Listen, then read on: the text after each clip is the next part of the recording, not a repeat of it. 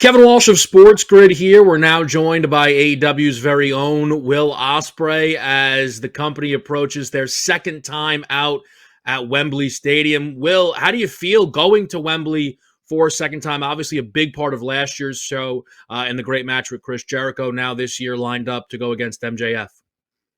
I mean, saying when we're going back to Wembley Stadium, full stop, is an obscene group of words to put together. Do you know what I mean? Like, once upon a time, this was deemed impossible.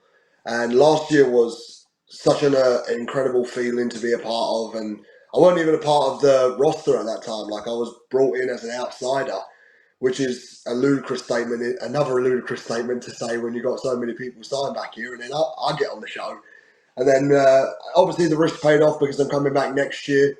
And this year definitely is for a title now, and it's for a lot of stakes are on the line. A lot of people are there to hopefully see MJF get the crap beat out of him. So that's my job, that's my role, and I'm looking forward to it. I'm sure they are. I'm curious for you, right? Because with sports, which is obviously mainly what we do, but the guys who do it long enough, things become more normal to them. Like when LeBron plays in a playoff game, it's more common, right? So for you, you've obviously been on big stages. You've wrestled in the Tokyo Dome. For me personally, probably all things considered the highest stage, but obviously Wembley's a big deal. How does the feeling compare doing it a second time? Because I imagine last year was completely surreal, especially with the record-setting attendance and everything that went into that show. You hit the nail on the head, mate. It was just, I kept telling people, right? So the day before, I wrestled for Rev Pro in the Copper Box. And Mm-hmm. that house drew 4,000, which that's incredible. For an independent show, that's mad. Wasn't even 5%. Like, do you know what I mean? That's how crazy this event was. So I had thoughts going in my mind, man, that like I generally thought no one's gonna know who I am. Like it was just like I might get, but like I generally thought I might get like people cheer me just because I was the British guy. Do you know what I mean? I thought people were gonna be like, "Hey, England!" Yeah, Like, do you yeah. know what I mean? And I'm on fire with that. Do you know what I mean? At least the top. But like as I was walking down the ramp, I'm hearing Mm-hmm. people sing my song. So like. And Yeah. it's not like just like a smattering of people. These are like rows of people singing the flipping song. And then I'm looking up, and fireworks are shooting over my head, and I can see the Wembley and like the real famous archway that goes over the top. And I just couldn't help but think this is the most unreal moment of my life. Like just from the standpoint of I didn't work for you guys at the time. It was a Mm-hmm. case of like being brought in for, as a favor, as a representative of not only New Japan but a representative of my country as like one of the finest that it's ever produced. And like I cannot, like there was that moment like Tony trusted me with the responsibility of going out there in an extremely high profile match with Jericho. So from there, there's always been this kind of trust between myself and Tony, like, and it's very business mind. Like, I mean, I love him dearly. I mean, I always give him hugs, but like, I feel like we don't know enough about one another. We only know each other like business wise, and to have that relationship with him is incredible. And I couldn't ask for a better boss to put his trust in me. But it's one of the, I mean, it's funny, and I guess everybody probably in their own way has those moments. But if for me, I guess New Japan is where it started, and that's why I'm a fan of AEW in the way that I am. But the thought that you weren't sure how people would react does seem a bit silly. You've probably kind of heard that at this point, but I mean, at this point, regardless, year over year, you know that's not the case.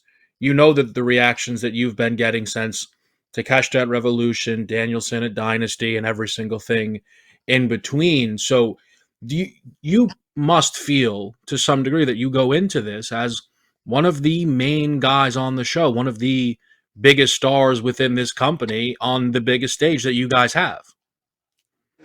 I mean, look, I do think very highly of my abilities every now and again, but like I never like blowing my own trumpet to the point where like I break my own neck sucking my own dick.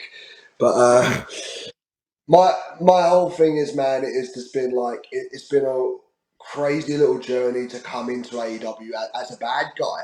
That's what a lot of people forget. Like I came in as like a bad guy, and I guess through those appearances, people saw the effort that I was putting in onto those pay per views and onto those dynamites before I even got there. So I feel like the moment that it was announced that I was coming in, it was a case of like, thank God, like someone who's actually coming in here to graft and like one of the best wrestlers in the world right now, like has come into AEW to help remind people what the foundations of this place was built upon. Like, I mean, like you said with the Hmm. New Japan comparison right there, man. Like, New Japan's my heart and my soul and my home, and like it took a lot for me to leave and to finish that chapter in my story. Like I generally thought, I'll be honest with you, dude, I thought I was going to be the kid in Japan for the rest of my life, um, because I just the way that I wanted to live, I wanted to remain in the UK. That was my one Yeah. thing, and there was no American company that would ever cater to that until AEW came along. So not only has it came along at the right time, it's just one of those ones where like I understand that this hasn't happened for everyone. Like like everyone that I know that's from my country or even from Europe that has ever been signed to an American deal has moved over there. A lot of them like left their wives and kids at home and just are happy for them to be raised without their father or happy to like just go on life like that, and that's never appealed to me, especially in this position that I am in now. So like coming in, I do feel the pressure, but I also feel like uh, a lot of earned respect because like there was a time where like my immaturity showed through so much that like I generally thought I'd never be on these type of stages, and then to finally come out the other side, finally grow up, unfortunately, and be in a Hmm. position where I look after like this beautiful little boy and this wonderful human of a girl. And my sole objective was like, if it was only New Japan, it's only New Japan. And thankfully, AEW was able to put on an incredible offer that has completely changed my life. And not only that, every single week I get to say I'm home with my wife and my kid. Do you though? Because I know, so it's not. I would imagine you don't want it to happen too soon, right? Because you and Okada obviously left somewhat recently, but I'm sure when you see, somewhat the path Kenny Omega went through, at some point, do you want to wrestle in the Tokyo Dome again? I don't know if you. I mean, I don't know if you would want to do a G1 or something like that, but at minimum, be in that Tokyo Dome setting again. 100%, and like I could definitely see me going back. Like I believe there's a is it Wrestle Dynasty? I believe it's called January the Yeah, yeah, 5th. yeah. The double show. Yeah, like I don't know. I haven't had any contact, and my visa in Japan is like done. So like I can't go back, and unless if we were able to find time to get me a new visa. I honestly I would love to go back, and that was as much as I was like I was so happy for Zach because no one deserves it more than him. Look, there is that underlying bit of jealousy where I really wanted to be that guy. I really wanted to be the G1 winner, and I came so close so many times. I just missed it by the skin of my teeth sometimes, and just one of these days I will go back and do another G1 just because I am a little bit of a sicko for it comes to wrestling, and I'm not gonna lie to you, dude. I miss that New Japan ring more than anything. I do like. There's a camaraderie. There's mate. I could tell you some of the greatest stories about Japan, and just like me and my buddy Hanare would be in like Hmm. Ehime in Japan, and we would have there's nothing. There's no signal on your phone. There's no way to find bars. There's a castle, but like I don't really want to go see a castle. I want to see like some bars. I want to go drinking. So me and my buddy Hanare would just be like, all right, we're gonna walk this way and hope for the best. And it turned out to be like an incredible night. Do you know what I mean? Like the camaraderie, like is second to none. The business model over there is everything that wrestling should be. I love them all dearly for like taking a young 22-year-old boy and turning him into a man. I'll never really truly be able to tell them how special not only the locker room is, but all of those fans meant to me, man. And like I will come back one day, and I'm itching to do it soon. Yeah, I mean, it makes a lot of sense. Obviously, that is for you where all the breakthrough stuff came, and I don't. want to make the comparison lightly because the G1 has so much history, but I'm sure AEW wants the Continental Classic to achieve a standard. Certainly, I know you don't know exactly where you'll be come the winter, but is that something that you have a desire to participate in? I mean, absolutely. Anytime that I get to test myself against some of the best in the world, like I'm very much I'm a goal hungry person, and if I put my mind to it, it is something that I could generally um, achieve. So looking at the C2, like I mean, there are a lot of guys in there that there are a lot of guys in AEW that I've yet to meet in singles matches yet, and I know, like, a lot of the people will always say, like, "Oh, where's the story?" Well, the story is in between the ropes, mate. The story is in between the every movement that takes place within that squared circle is a story within itself, and it's about a battle between two wrestlers, maybe even more sometimes if you end up doing 6-man tag. But in this instance, it's about two Mm-hmm. wrestlers climbing the ranks, going beat for beat, and trying their best to claim championships, make money, and enhance their legacy. I, I'll just say because anyone who watched the Continental Classic and wonders where the story is should just watch something different. They should just stop, not watch.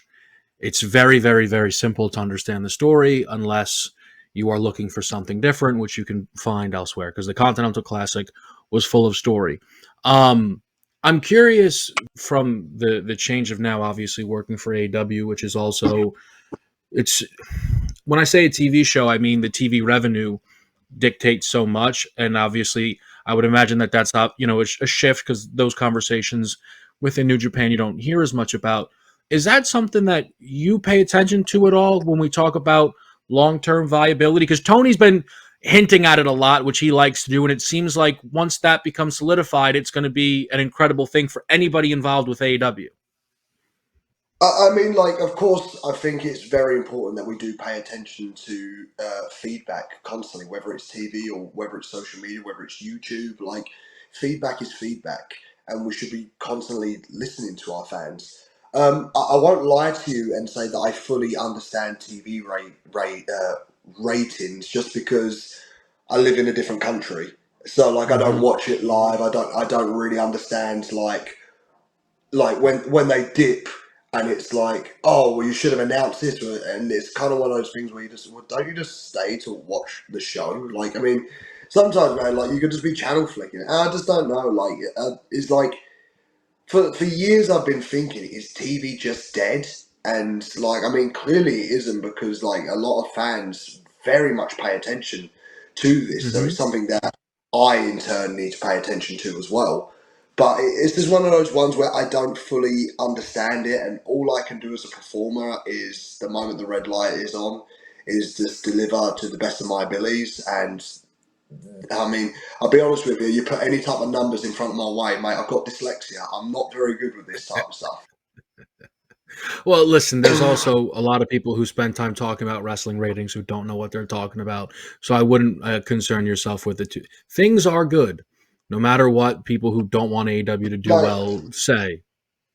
mate, this is the thing that makes me laugh so much, mate. Like, think of like all the WrestleManias, right? Think of like number one to like number 22, for example, Mm-hmm. right? All of them were under 50,000. And it was just like, the thing about that, there's like 20 years of wrestling. Like, do you know what I mean? Mm-hmm. In 5 years, we've put 81,000 seats in Wembley Stadium, and then 50,000 seats in Wembley Stadium. It's like, it's no joke. Like, do you know what I mean? We're clearly here for the long run, and I do think there is like Yeah. this weird PR move right now to try and make it not seem as big of a deal as it is, when like the reality is like there's 50,000 seats sold. So I think a lot of people are just, I don't know. I just think they're just a little bit insane these days. You know what I mean? I just think, like, Yeah. could you imagine, right? Could you imagine if you started up your own promotion, right? Right, and in 5 years you put 50,000 seats. Like, how would you feel? You feel accomplished and proud? That like It's years the ago this wasn't even happening like anywhere. Like the Tokyo Dome, I could like I'll be honest with you, the most that I've ever performed in Japan was 40,000. Right, that was a huge right. accomplishment, but that was like when New Japan was at its like flipping peak. Like, do you know what I And mean? Like we like straight. 100%. So And New like it is a Japan testament. is there's still, and I know it's so different over there, right? But even New Japan is still trying to adjust to the post-pandemic world, right? And I say that with love, and they're doing that. And Zach winning G1 and all that's great. AEW post-pandemic broke the attendance record. Like it's nothing other than incredible. And then this year 50K is incredible. I want to leave with this. You hit a Tiger Driver on Kenny Omega not that long ago, and I feel like you were okay with it. Um, Last year. Obviously, yeah, yeah. Now you head into Wembley, and it's a big part of it, right? Do do you feel? Do you still feel that struggle with that match less than a week away constantly, or do you feel that you can definitively put it behind you? Yeah, it's very difficult because last year I was in a completely different mindset. Like you got to think of it from this side of things. Like Kenny embarrassed me in front of everyone at the Tokyo Dome. Do you know what I mean? It was like I've got no problem saying it. It was 80% him and it was 20% me. I got mullered. I got absolutely slaughtered by him. And I started using the Tiger Driver. Like the first time I actually ever used it was against Taichi in New Beginning during Sapporo, and he was the last student of Kawada. And I just remember that move having such a big damaging effect on him. Like his strikes didn't hit the way that they did. So I remember when I hit that on Kenny, like I knew, like I took every ounce of it out of him. You know what I mean? He barely kicked out. Afterwards, it was just two moves and he was done.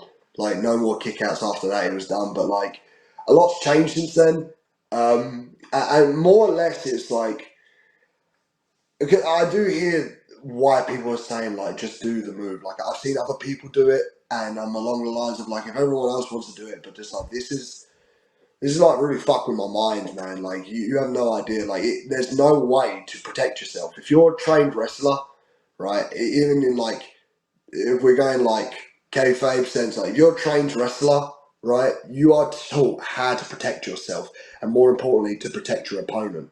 Every single move in the wrestling dictionary, right? There's ways of protecting your opponent. Like there's damage to be done, but there's no jeopardy within your neck, right? So even like a pile driver, right? Look at that. Yeah, that's going to compress your spine, but you got big chunky legs to protect the head, so it's not going to jerk in any different direction. Same with a reverse rana. Same with a brainbuster. The opponent's head is always tucked and it's always looked after. There's three moves in wrestling that there's no protection for: the vertebreaker, the burning hammer, and the tiger driver.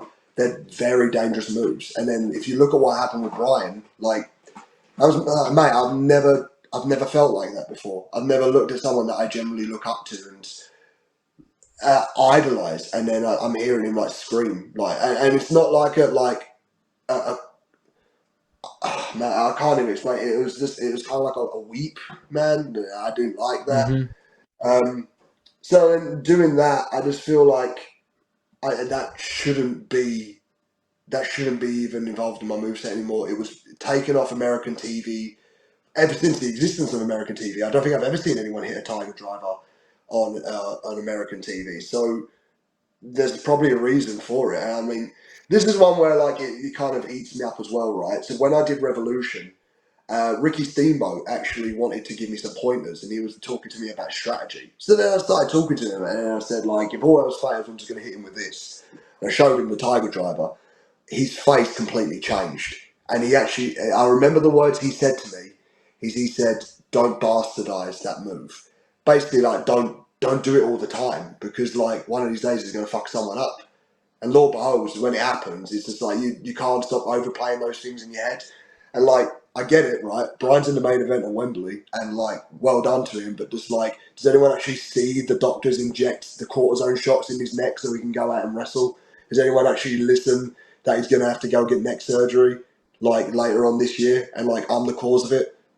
This is one of those things. It constantly plays on my mind. Just, I don't really think that is me anymore. Do you know what I mean? Hmm. I think it's just like I've got so many more devastating moves. Like if I time the hidden blade right and I get it on your jaw, or if I get it on the back of your head, like I can get you. I can get a win off of that. If I can get you with a Stormbreaker and get a win off of that, I don't know. No matter what I think of people like Max, like I just don't know if I can bring myself to do it. Yeah, I think it's probably. I mean, at least I don't know anything, but it seems like a respect of the business thing. If something is that dangerous, luckily at the moment the hidden blade is probably the cleanest move in wrestling. So I think you'll be fine when the time comes. That's Will Ospreay, AEW All In is coming up this weekend. Will, we appreciate your time. Yeah, Sunday, guys, get your tickets. awtix.com. Come down if you're not. If you're not doing anything, you've got Wales tomorrow over in Cardiff. I don't think it's going to be out. Probably this will be out the day after. In that case, you missed out. But still got time for Sunday, guys. Still got time for Sunday. Get your ass down there, son. Get some Nando's in you before you go as well. Yeah, I saw. Perfect. Thank you. I saw you trying to tell Mercedes.